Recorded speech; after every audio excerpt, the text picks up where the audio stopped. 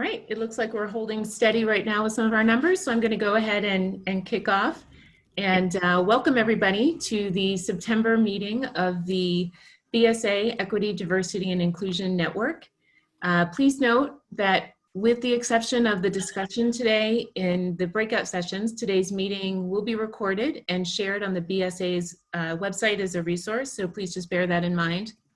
We'd also ask that if anybody has any questions during the meeting today or anything that they'd like to share with the group, to please do so through the chat function, and we'll make sure to follow up on those topics either at our next meeting or at a future date if we're not able to cover those items today.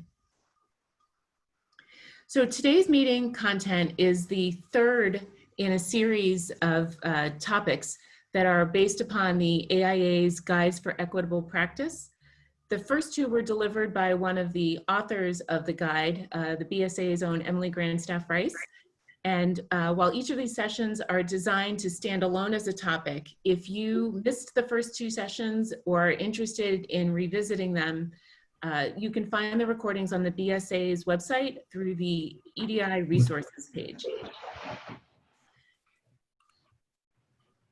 So today, what we thought we would do is go through a little bit of background information about the AIA's Guide for Equitable Practice and the BSA's recently released Equity and Practice Resource Guide.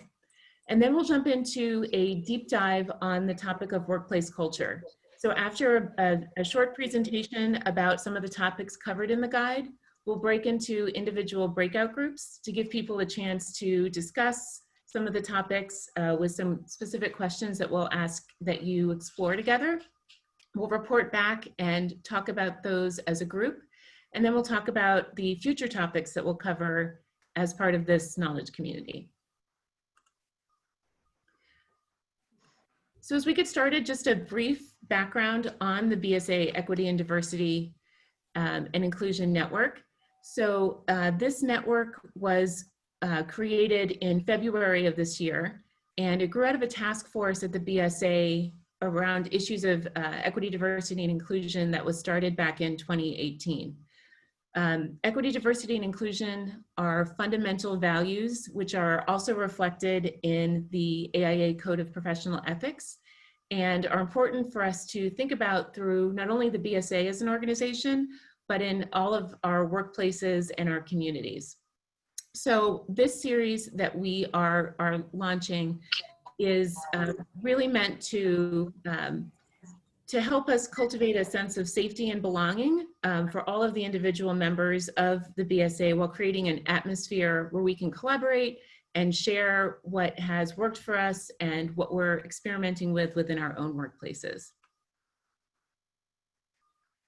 So the speakers that you'll hear from today are the three co-chairs of the BSA EDI network. So that's Tony Ransom, Dan Riccardelli, and myself, Rachel Zemberry. And one of the contributors to the recently launched BSA Guide to Equity and Practice, Katie Faulkner. So just to give a little bit of background, let me just talk a little bit about the AIA's Guide for Equitable Practice, which are the primary source for the majority of the content that we'll be discussing today. So these were published in installments over the last 2 years. You'll see that there are 9 sections, each with a very specific focus related to elements of equity and practice. With an introduction. As I mentioned before, the introduction and the topic of intercultural competence were the first 2 of this series, which have been recorded and are available on the website. Today we'll be covering the topic of workplace culture. So each of these chapters, we definitely would encourage you to visit the Guides for Equitable Practice and become familiar with them. Each section begins with a baseline explanation, which defines fundamental language and concepts necessary to further this type of conversation in your own practice. And then it dives into research, suggesting best practices and approaches for discussing these topics around employment and professional development in your own practice. And one of the things that I find really interesting about them as well is that they include testimonials from architects and designers who have struggled with, and in many cases, overcome obstacles in their own workplace related to inclusion and equity. So just last month, the BSA published a companion resource guide, which is the Equity in Practice Resource Guide. So it consists of summaries and excerpts from that AIA guide. As we heard quite a few times through our first couple of meetings, that one of the biggest hurdles that people who are members of the BSA and member firms of the BSA were struggling with was where to start and just how to dive into some of these very weighty topics. So this resource guide is meant to be a companion to these AIA guides, and there are links through this guide to the AIA Guide for Equitable Practice, as well as many of the other resources provided by the BSA. So in distilling the information, what we're going to really focus on today and what we focused on in the guide itself was framing each topic in terms of why it's important, defining what success looks like, and providing examples of how to act, whether you're coming from the perspective of an individual, a firm, or within your own workplace, or as from the profession as a whole. So just as we dive into just a few definitions, when we talk about diversity, we're talking about, we can think about representation as a measure of diversity. The employee experience is what we're talking about as a representation of inclusion. And clearly defined equal opportunity is a measure of equity. So again, we'd like to encourage you to familiarize yourself with this guide, and I just want to take a minute or two to thank all of the contributors to the guide who helped put this resource together. So one other item that I'll highlight before we get into the meat of today's presentation are just all of the different resources that you can find through the BSA's website, which include, as I mentioned, videos of past presentations, links to the Race and Architecture series roundtable that are currently ongoing. There have been several which have been shared already, which are excellent. There are groups to follow and support, some recommended reading. And one of the new pieces that this knowledge community is currently putting together, which will go live at the end of this month, is a series of examples of firm policies related to equity, diversity, inclusion. So we've been fortunate enough to have several firms in the Boston area volunteer to open their employee manuals and share the firm policies that they themselves have created and how they've addressed equity, diversity, inclusion within their own practice. So these will include policies such as compensation policies, core hours policies, flexible work policies, leadership criteria for promotions and rubrics for new hires. Very, very comprehensive resources. As I mentioned, these will go live at the end of the month. If you have anything that you'd like to share, we'd love to hear from you. All of our contact information will be included at the end of this presentation. Or if you have specific things that you're struggling with, either yourself or through your firm, we'd love to hear from you as to what you're looking for to make sure that we include those resources when we launch this new resource. So when we gather together in our roundtables, one of the things we'd like to do is to just talk about how we need to, what we can do to support each other in a lot of these conversations. So at the BSA, we're a community that cares about each other, and people often shy away from talking about these types of topics because they have a fear of saying the wrong things. So during today's discussion, we ask that you respect your colleagues who may express different opinions from you or who may have difficulties expressing themselves. We're only going to improve our communication with each other through practice and demonstrating mutual respect. So we ask that you assume that we all come here with good intentions. We ask that you be aware of your impact, regardless of your intent. I think most importantly, we ask that you listen to be changed and to learn rather than to be reinforced. It's very easy to hear points of view that align with our own thinking, but it's harder to open yourself to perspectives different from your own. So please do the hard work and attend with an open mind. And I think last but not least, we're not going to wait for perfection. So again, that's one of the reasons why we're creating this new resource of firm policies and guides. Many people have already been working to put some of these in practice. We know that we're all learning and evolving as we go, and we thank those people who are willing to put themselves out there and share a resource, whether it's in process or perfect or not. So with that, I'm going to turn this over to Katie Faulkner, who is going to build on a diagram that Emily Grandstaff-Rice actually shared during the last presentation on these guides for equitable practice. This iceberg of visibility, which she presented relative to seen and unseen markers of identity when we were talking about intercultural competence. And we're now going to talk about them and how they relate to culture in the workplace. Okay, thank you. Can you hear me okay? Yes. Great, thank you. So that's a wonderful introduction. And one of the things I want to say and will reinforce throughout the presentation is that the BSA guide that we wrote is in many ways a summary of a deeper dive that the AIA guides took. And so if you are that person in your firm or you're in that group that's really looking deeply into the workplace culture, I really recommend that you not only go to the BSA guide and the AIA guide, but you'll notice in the backs of the guides, there's some really good resources of people who've done some thoughtful research in terms of workplace culture. So I just put that out there because I know that a number of people are working within their offices to have these conversations. So workplace culture is an interesting thing to talk about right now in a time when a lot of us are not actually in the workplace. And I think it's a testimony or a test of our respective work cultures when we have to interact at home. And we actually are working together as colleagues, but in many ways across digital or even, some kind of challenging circumstances and timeframes. So with that, I think it's still a very relevant conversation. And I want to back it all the way up to Emily's diagram to say that this notion of the architectural cultural iceberg is fundamental to the way that we might talk about the workplace. And it is very much as she described, it's those things that are objective and that are seen above the water that may be in terms of our offices, how people dress, what they look like, what kind of things are hung on the wall.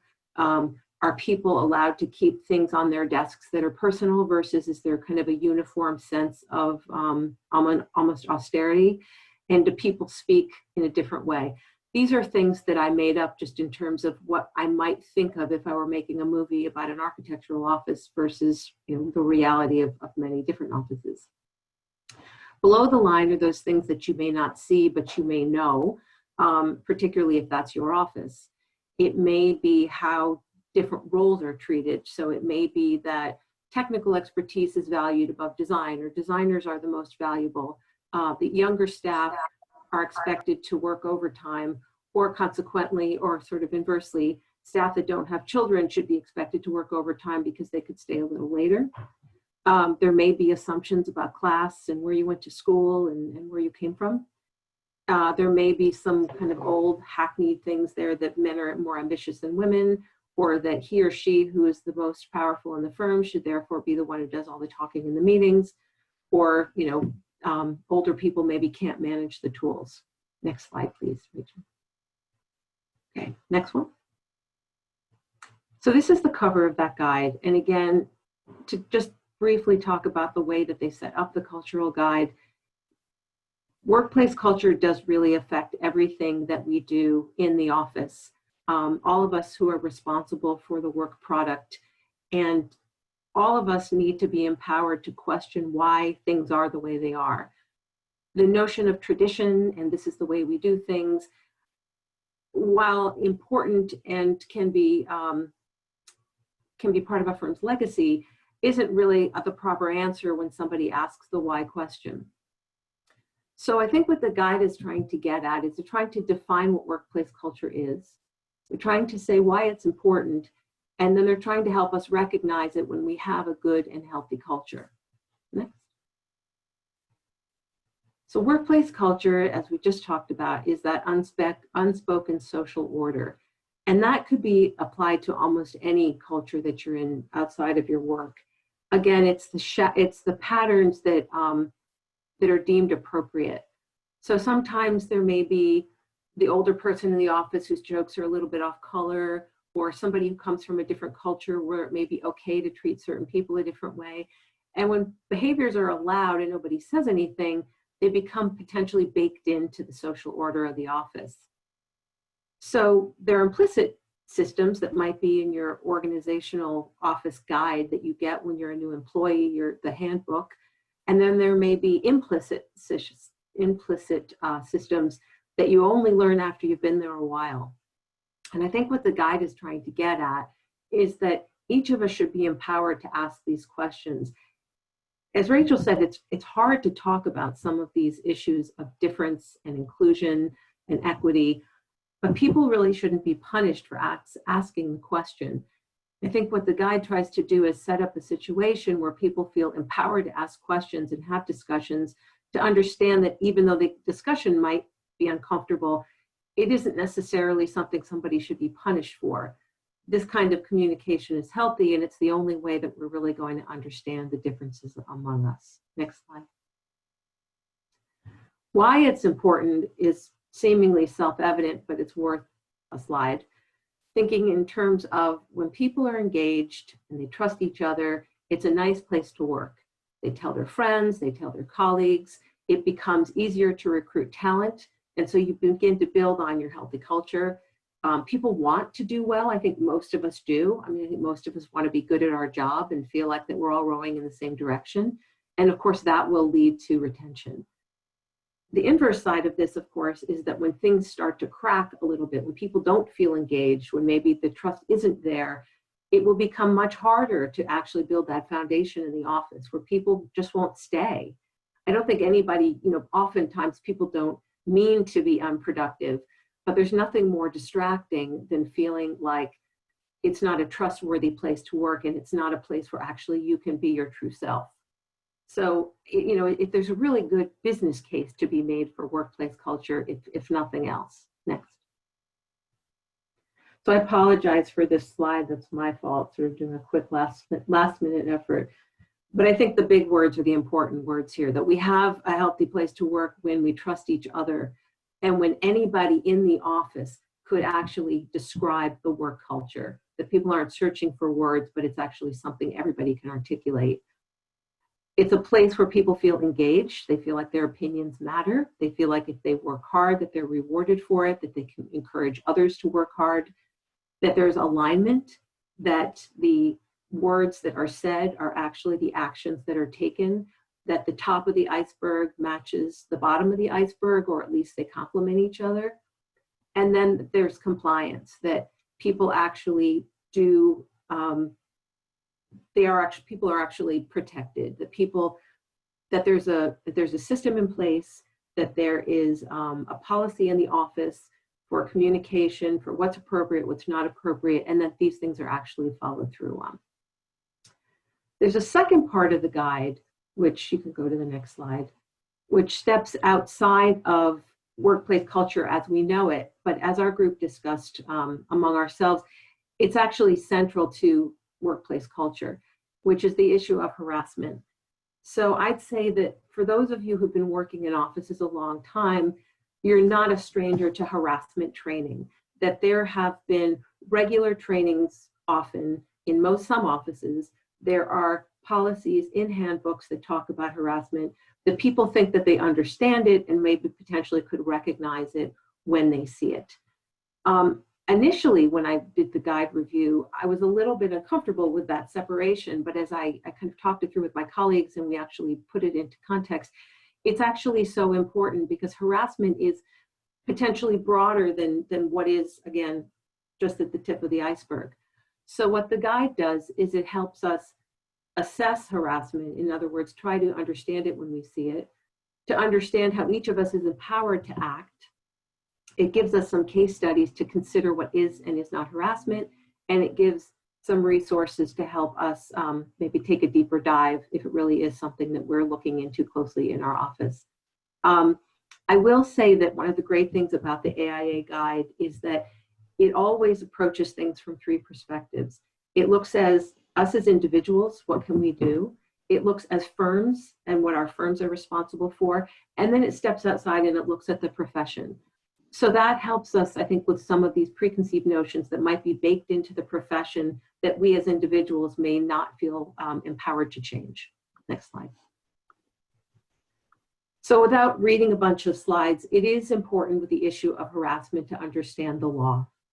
That federal law makes it illegal to discriminate against people for the basis of sex, their gender, their orientation, for their age, for their race, genetic information, whether or not they were in the military. I think politics is an important one to talk about in this context as well. Discriminating against someone because their politics may be different from yours may not seem obvious, but it's important.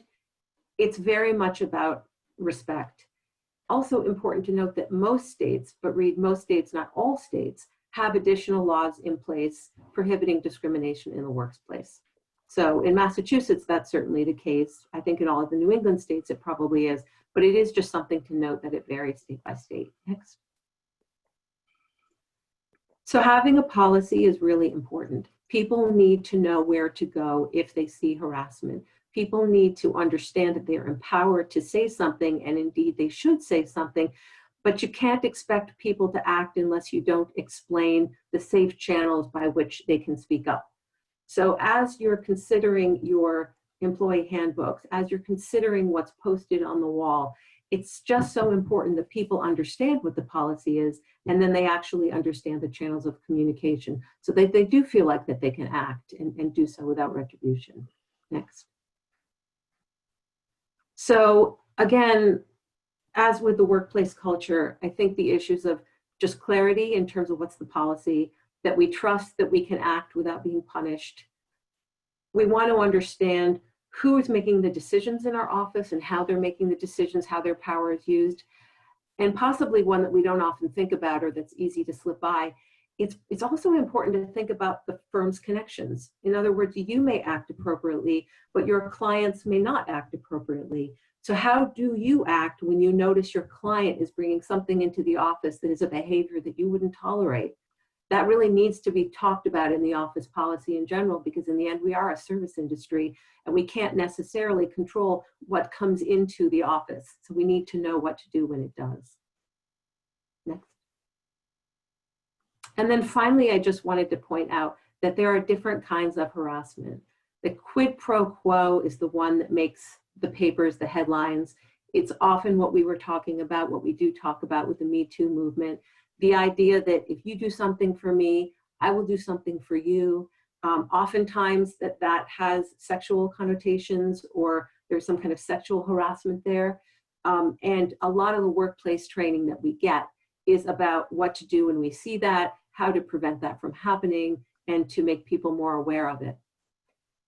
There's another kind of harassment that is a little bit harder to detect, and that is a hostile workplace harassment, because that can be very individual. That can make people feel ashamed. That can make people feel isolated. It's a little bit more difficult to recognize. And I just bring that up because in the guidebook, both the BSA guide and the AIA handbook, I'm sorry, the AIA guide, they do go into some detail with this, with case studies. And I think I would say in my own summarizing of it, this is where I learned the most. So I would recommend that people take a look at it. Next. This was a final example that I was thinking of because I did think this is the kind of thing that almost any one of us could point to, either having seen or having experienced ourselves, which is that sometimes there's an implicit pressure to work a little overtime, or that you're not a team player, potentially, if you're not staying late, or if you can't work at exactly the same schedule as everybody else. And so one woman in the case studies pointed out that she used to have to leave every Wednesday night at a certain time, and every time she did, the receptionist would make kind of a joke about her going leaving a little earlier or going part-time. And that really started to wear on her. She was incredibly self-conscious about the fact that her schedule was a little bit different than anybody else's. That's a kind of harassment. That is a kind of hostility that nobody is necessarily seeing, but then there's one individual that is carrying all of this bottled up frustration or just anxiety, and there may not be a place in the office for her to take that. I think that is my last slide. Yep, it is. So I'm going to turn that over, I think, to Dan to cue us up for the breakout discussion. Great. Thank you, Katie. I apologize if there's any background noise. It's neighborhood construction week, apparently. But I just wanted to give a format. So we're going to break up into breakout rooms via Zoom. And so we'll do that for about the next 10 or 12 minutes. And then we'll reconvene as a larger group. And we'll have a little bit of a recap as a larger group. So I just wanted to give the ground rules prior to breaking out. So as Rachel said at the beginning, we just want to remind everyone to remember to be respectful. We view this as an open place to share ideas. Is there enough gas in the car? Yeah. And we want to listen to learn, not to be reinforced. So this portion of the session, though we're recording the larger session, this portion of the session will not be recorded. So your breakout rooms will be private in that sense. But I do want to just remind everyone that you should be explicit if you feel that things you express should not be brought back to the larger group and talked about amongst us where we are recording the larger session. I would also invite each of the groups to establish a point person to come back to the larger group and speak to what the conversation was in their smaller breakout groups. And lastly, we'll give, like I said, about until the 12:40 mark to come back, and you will all get a 1-minute warning before we boot you back into the bigger session. So on the next slide, we've just written a couple prompts based on the conversation that Rachel and Katie just gave that we should speak about in our breakout groups. So can you articulate the culture of your workplace? This is something that's central to the guides, which was, do you really know what your workplace culture is? Can you say what it is? So, so I think that's a great topic of conversation. Similarly, now that we're working remotely, has the culture of your workplace changed? And, some people are in a hybrid schedule, some people are fully remote. So I think it's a very relevant topic now. Also, who shapes the culture of your workplace? And does that culture benefit everyone equally? I think, some people who have been at firms for a long time or are very new to a company have different understandings of where their workplace culture was developed and how that came about. So I think it's a worthwhile point of discussion to say who was the one who created your workplace culture and who is it benefiting most? And then lastly, does the culture of your clients affect your firm culture? As Katie mentioned, I think within firms or within a company, it's much easier to control the culture of your employees and the actions of your employees. But since we are a client service industry, it's very difficult to control the culture of your clients. And so that obviously has an impact on how we work and how we're perceived. So with those prompts, I'm going to break everyone into breakup groups now. And like I said, around the 12:40 mark, so in about 10 minutes, we'll regather in the larger group. Okay.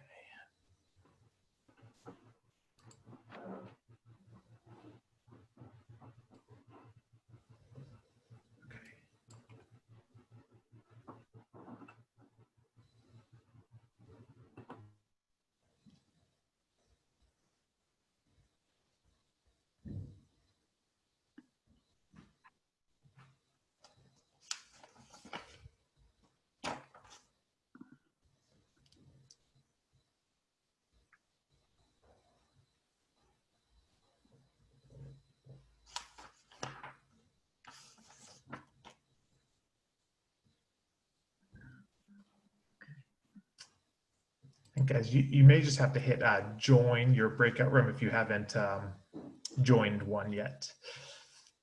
Sorry, I switched over to my computer, so that may have been, I was going to be in breakout room 3, but I don't know if that's still possible or not. And oh, yeah. So I think I just need to maybe get the prompt again. Yeah, let me see if I can do that. Okay. Okay. Sorry about that. No, I think I got it. Yep, I see it. Thank you.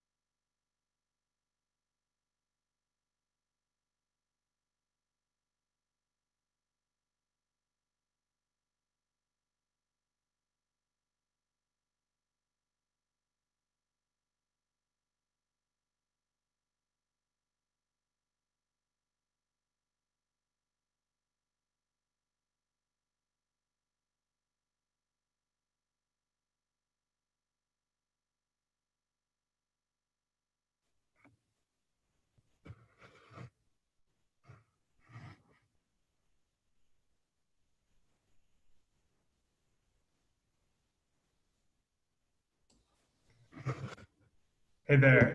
We broke up into breakout rooms during the session, but we're coming back to the larger group at 12:40. So just in 3 minutes, if you don't mind hanging out. Okay.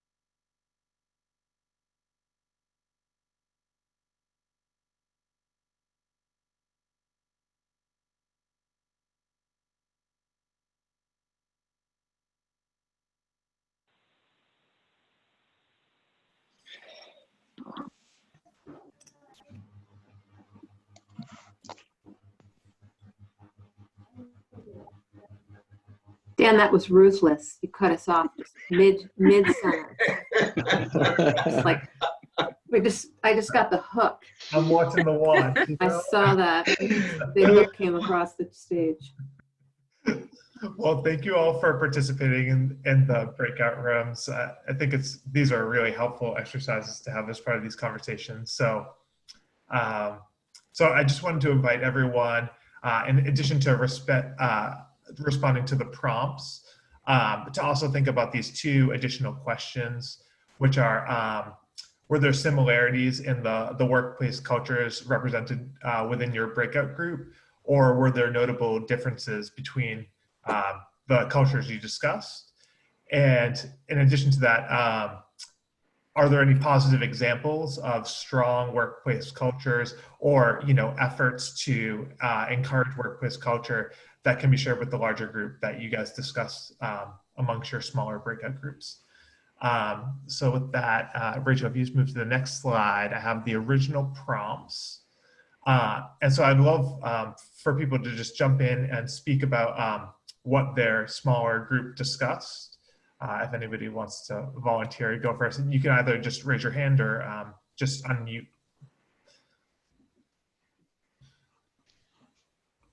Well, actually, I'm going to start off. Unfortunately, no one jumped up to run my group, so I started asking the questions since I had them in front of us. It was really interesting in that we had some more senior people who were now firm owners in the group. And they do help shape the culture and have so for the many years. A lot of them had grown up in the firm, had been there 20 years or more, and were now principals. So they could see the culture being shaped. But we have an instance where actually the younger staff, as everyone's working remotely, are actually working on shaping or setting up the formal policies of the culture, and then running them up the ladder per se. They have their own Jedi group and running them up the ladder to their principals to see what they're expressing and to get reinforcement and feedback. So I thought that was good. That's really interesting to hear, sort of a bottom-up approach to workplace culture and shaping policy at a firm. I think corporately, every company is very different that way. So it's good to hear that younger people are engaged in that process. Would anybody else like to contribute what they spoke about in their discussion? Sure. Our breakout group, we were a little sad that we didn't get as much time to dive into the other questions, but more or less, we had a pretty diverse group because we had a small size, mid-size, and what seems like a larger size scale architecture firm. And for the most part, it seems like all the groups are pretty equitable in terms of their approach, in terms of their intent in hiring folks from a diverse background, having that bottom-up approach, having a pretty horizontal approach towards business where, yes, a hierarchy does exist, but still allowing folks who may not be at a principal level or whatever it may be, a voice in their design. So I thought that was pretty cool, and that was pretty awesome thing to have as policies in most firms. And then there's also a bunch of different subcultural task forces and things of that nature that other firms have, where they're allowing folks to pursue things of interest, whether they're of civic nature and etc. So I thought that was pretty good to see across board. Yeah, that's fantastic to hear sort of positive experiences or positive attitudes towards workplace culture across your smaller group. I had one, Dan. That, go ahead. Please go ahead, Katie. We had a great group, and for the most part, people had very positive stories to tell about their cultures. I think we had a small and what I'd say one that is getting larger. So we had a good cross section, just in terms of sizes of firms, and the conversation was pretty positive. But there was something mentioned that I had not thought about, and it didn't cover it in the presentation either. That I always think of us in terms of the fact that we are a service industry, but actually we also do hire consultants, and there are people that service us, whether it be our professional service organization or some of the engineers and other specialty groups. And it's an important component of workplace culture, I think, is also the message that we carry out of the office and how we treat people in other organizations and the assumptions that we bring forward. I had not considered that. I only thought of it in terms of the people come to us and we provide a service. But I recognize that that's a discussion that also should happen in people's workplace culture. It's not a question of just treating one another within the kind of family, but it's how we carry that message forward and can bring that to positive end as well. Yeah, that is a very interesting discussion. I like you, I think was thinking sort of clients to us, not as the prompt was kind of formulated, but not us to our consultants. But it's also interesting to think of as we sort of, I think, try to project our positive culture out sort of for marketing and also for, you know, making sure that people understand our values as firms. But it'll be interesting to know how we project those to consultants and people that we actually hire. I think there may be one or two more groups who haven't spoken. So if anybody would like to jump in.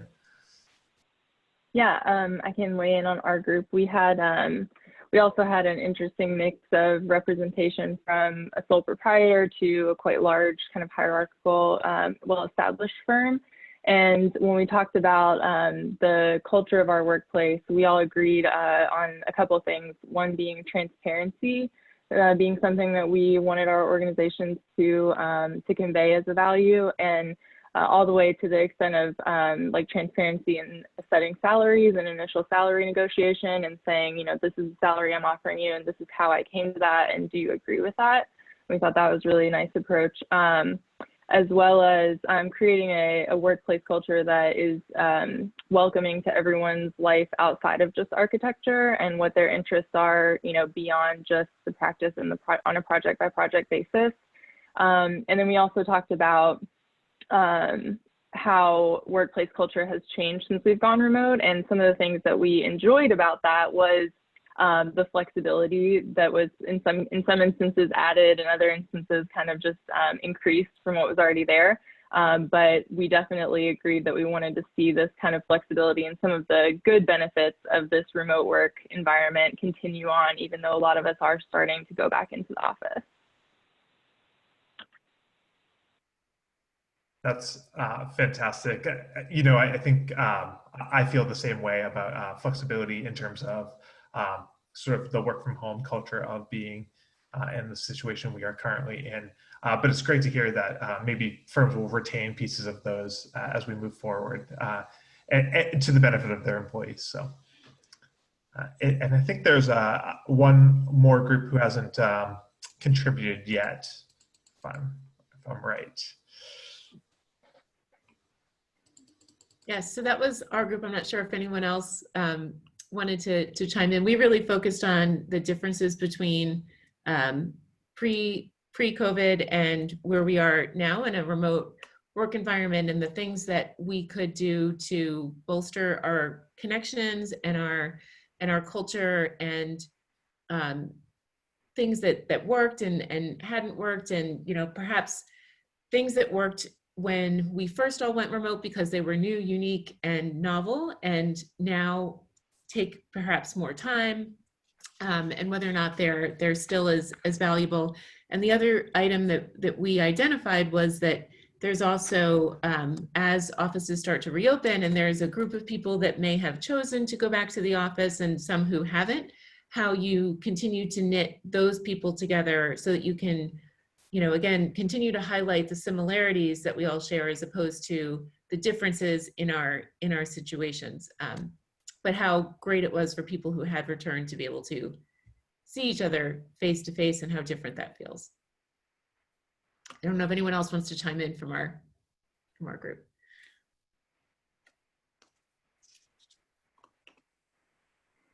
It sounds like there's a common thread between Laurel's comments and yours, Rachel, about sort of that shift, but also the challenges that it brings in terms of making sure that everyone feels like they're being adequately addressed in terms of how they work and where they work, and all of the kind of constraints that come with that. So it seems to me, I think we'll try to wrap up this conversation, this kind of recap conversation around 12:55, so that Tony can bring us home. But if I can just sort of sum up what we've talked about, and you guys can jump in as you'd like. But it seems like though most people have positive understandings of their own workplace culture, it does seem like the sort of pandemic has certainly created a paradigm shift in terms of how we address those and how we communicate that to our employees. I don't know if anybody has any response or thoughts on that. Only thing I wanted to add, Dan, is I didn't really give fair shake to. Everybody was very positive and open in sharing, but it was also very clear that people felt we could do better.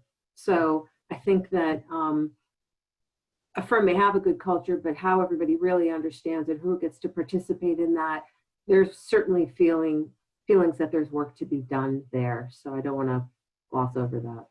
Yeah, absolutely. And I think, you know, as Rachel mentioned at the beginning of the event, that we're creating sort of a repository on, you know, policies that we feel will be helpful as sort of a crowdsourcing guide for firms in the area.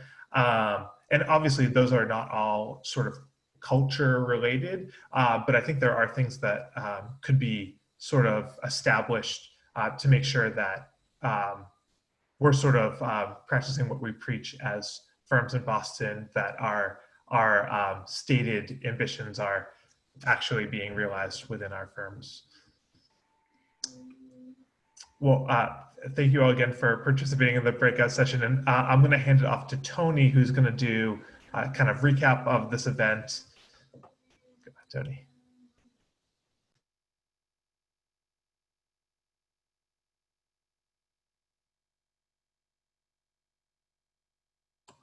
Tony, I'm going to unmute you. You're on mute. Yeah.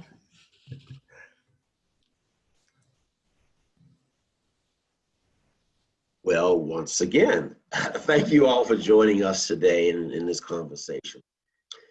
You know, on our way to preparing this, there were a few things that popped up in our minds and also we thought might be discovered during our breakout sessions. And I just want to quickly cover those and looking at, you know, maybe what to consider also as our next steps.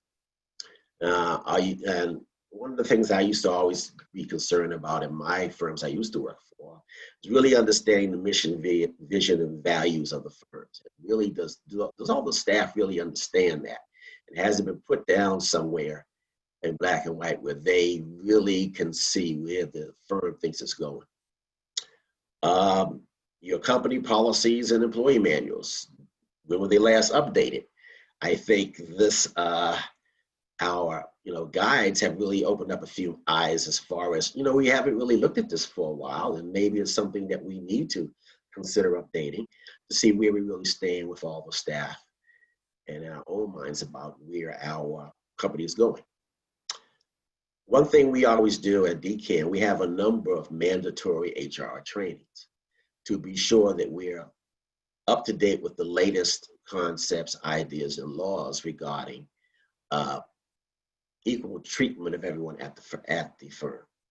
And maybe this is something that more companies should consider if they don't have them already, to see how they can implement HR trainings for their staff. And lastly, since we're all basically working remotely, team building activities. We haven't had as many of those since, though we started a few things recently to keep the camaraderie and cooperation amongst all the staff and how we're growing and changing, and we in effect being away from each other so much. And how is that affecting the culture of our organizations? These are some things we hope maybe may have come to mind to you during this process. And hopefully, if we maybe visit this in a few months, some of those things you can let us know how things have changed in your organizations. But going from the day, there are several other things, if you can change the slide, please, that are still upcoming. And we just wanted to remind everyone several things that are going on. We do have the Race and Architecture series is still ongoing. And on the 22nd, we will have another event on social economic justice policies and a panel conversation. Also on the same date, BOSTONOMA, the Boston chapter of the National Organization of Minority Architects, will be having its monthly meeting. You can contact BOSTONOMA at gmail.com so they can forward you the Zoom link in case you're not already on our email blast list so you'll know how to connect with us and see what we're doing in Boston. Next slide, please.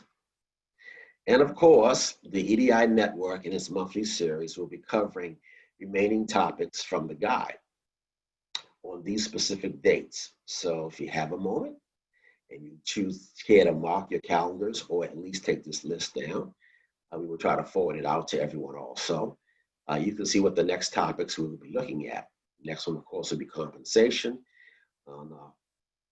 In October, we typically meet the 4th Tuesday, I guess it is, of every month. Wednesday. Third Wednesday. I The think. third Wednesday, excuse me. Can get confused with other meetings I go to. And this will be the listing of how we're going to approach walking through the manual and discussing further these topics.